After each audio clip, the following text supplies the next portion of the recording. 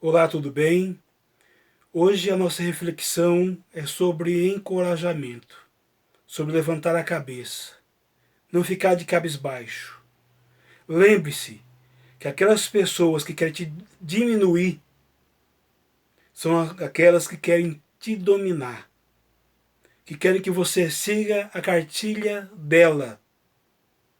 E para que você siga a cartilha dela, eles vão acabando com o seu raciocínio, com a sua autoestima, com a sua vontade de fazer as coisas acontecerem. E sabe como?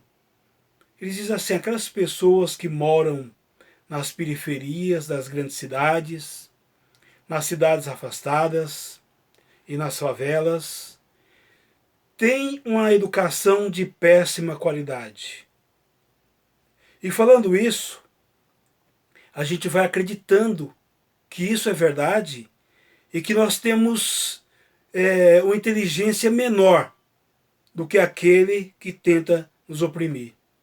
De tantas decepções, de tanto que cortam as nossas asas, de tanto que castram os nossos pensamentos, as nossas ideias, a gente vai se apequenando e se conformando em ficar apenas com as migalhas que caem das mesas dessa gente opressora, dessa gente que quer nos diminuir e fazer a gente acreditar que nós somos incapazes.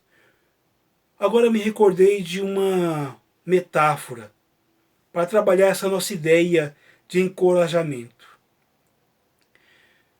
Conta-se uma história que uma floresta estava incendiada e tinha um beija-flor que ia até a fonte d'água, enchia o seu bico e despejava dentro daquela floresta com o intuito de salvar a floresta daquelas chamas. Ele fez isso repetidas vezes. Aí outros animais maiores, como o elefante, o leão, a girafa, que estavam ali só de espectadores, só olhando o que estava acontecendo, chamou o beija-flor à parte e disse: "Você não vê que você é incapacitado de salvar essa floresta?" O beija-flor, em vez de baixar a cabeça e acreditar naquilo que aqueles outros animais maiores, mais ferozes, com maior capacidade teoricamente, poderia fazer, e com aquilo que eles tinham dito, não, ele não se apequenou não, ele fez uma coisa surpreendente. Ele disse: "Eu estou fazendo a minha parte." Elias, no reinado de Acabe, foi um profeta que teve que correr para a caverna para não ser morto. E por que ele teve que correr para a caverna para não ser morto? Porque aquele rei mau, autoritário, que só queria em seu palácio os bajuladores, fez Elias correr para não ser morto. E todos aqueles que eram contra os desmandos de Acabe eram aniquilados. Em um dado momento, Deus fala a Elias: "Elias, vai até Acabe e fale para ele que eu não estou contente com aquilo que ele está fazendo." Elias, nesse momento, falou: "Senhor, em Israel só tem eu que serve a ti. Todos os outros se curvaram a Acabe. Todos os outros estão em pleno acordo com os desmandos de Acabe." E aí Deus falou para Elias: "Não, Elias, você está enganado. Em Israel há 7.000 homens que não se curvaram aos desmandos desse rei maldoso." O que essa palavra tem para nós, em nosso cotidiano, para a nossa vida?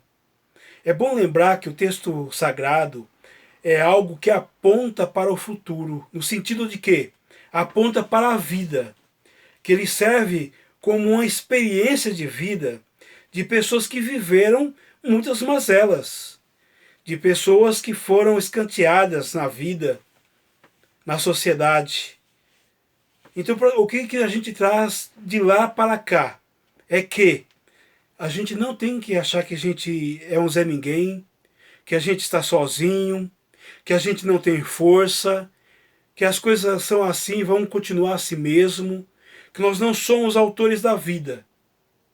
A gente tem que se juntar ao exército de beija-flores, ao exército de pessoas de fé, que não se curvam aos desmandos de nenhum governante, nenhum prefeito, nenhum vereador, nenhum deputado, nenhum senador, de ninguém. O papel da igreja é fiscalizar o trabalho do legislativo, do executivo. O trabalho da igreja é profético. Profético é levar luz onde tem escuridão. É se juntar para em nome da justiça. O papel da igreja é quando vê alguém sendo massacrado, sufocado até a morte, como o George Floyd, lá nos Estados Unidos, a igreja se levantar e falar assim, isso não está certo. O papel da igreja é mostrar que aquele policial agiu não só com estupidez, ele agiu com autoritarismo. O que é autoritarismo? É a pessoa não acreditar nos poderes da nação, não acreditar no judiciário, não acreditar nas leis, e ele achar que ele é o juiz, ele é o promotor, ele é a primeira, segunda, terceira instância, a quarta instância, ele é o legislativo, ele é a própria lei, só ele tem razão, só ele está certo, então ele pode fazer todo e qualquer tipo de atrocidade, porque ele é a razão. Em lugar nenhum onde não há respeito às instituições, existe justiça. Justiça que é só para aqueles que estão nos bairros mais afastados, não é justiça. A justiça tem que ser para todos os ambientes, para todas as esferas, independente de cor, de raça e de condição social. Sabe de mais uma coisa? O papel do pastor, do líder religioso, do rabino, do padre, ou de qualquer líder religioso, não é no legislativo, não é no executivo. O papel de um líder religioso é ser profeta. Aqueles que, uma vez chamados ao sacerdócio, que abre mão disso para um cargo político, ele perdeu todo o seu valor de profeta. Ele passou a não ter mais um respeito como padre, ou como rabino, ou como pastor. E sabe por que eu digo isso? Porque até no meio secular existe essa prudência. Um jornalista que se candidata a qualquer cargo eleitoral, ele deixa de ser jornalista porque ele não é mais respeitado no meio jornalístico. Uma pessoa que é da justiça, um juiz, nós temos alguns exemplos no Brasil, que querem se ingressar no meio político, eles têm que abandonar a carreira de juiz. Na minha opinião, a mesma coisa acontece com quem tem um cargo eclesial, um cargo de liderança religiosa.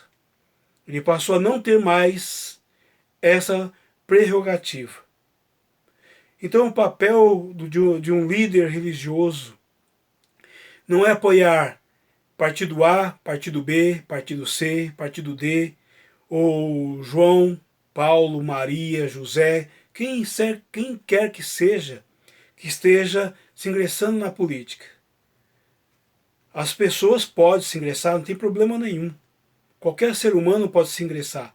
Mas aquele que acredita que tem um chamado de Deus para o sacerdócio não deve se embrenhar por esse caminho. E se for, renuncie o seu cargo de líder religioso.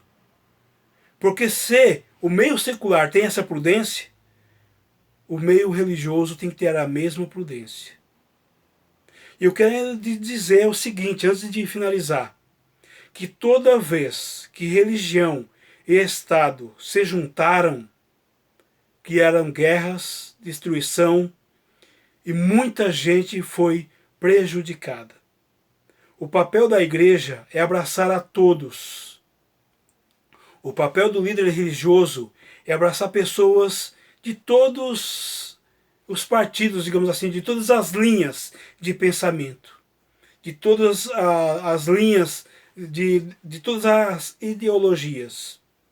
É por isso que o líder religioso não pode estar apegado a uma ideologia, porque a igreja é o local de abraçar a todos, de encorajar a todos, de mostrar que todos são capazes, que todos são inteligentes, que a gente às vezes pode errar sim em dados momentos, mas a gente pode consertar esse erro. Mas acima de tudo, a mensagem de hoje é para que você tenha coragem de levantar a cabeça e de saber que você é importante, que você é inteligente, e que você é importante para o reino de Deus. E o reino de Deus é criar um mundo melhor. Um local onde todos são iguais, independente de cor de pele, independente de condição social, independente de ideologia política ou nem ideologia política. O reino de Deus é para abraçar as pessoas e mostrar para as pessoas que nós precisamos defender aquilo que é bom para todos. Que não tem eles e nós. Tem todos e todas. Todas e todas. Todas e todos estão debaixo da graça de Deus. Todas e todos precisam ser abraçados, amados, cuidados. E que todas e todos precisam cada vez mais conhecer a palavra do Senhor, amar essa palavra, erguer a cabeça e saber que tudo vale a pena quando a vida não se apequena. Essa é uma frase de Fernando Pessoa. Então, é essa palavra que eu queria deixar para vocês. Espero que vocês reflitam, que abracem mais as pessoas, que aceitem as pessoas como elas são. Saber que todos nós somos iguais, somos semelhanças de Deus, somos imagem de Deus. E termino dizendo que a graça de nosso Deus, o amor de Jesus Cristo e a consolação do Espírito Santo seja com todos vocês, hoje e para todo sempre. Amém.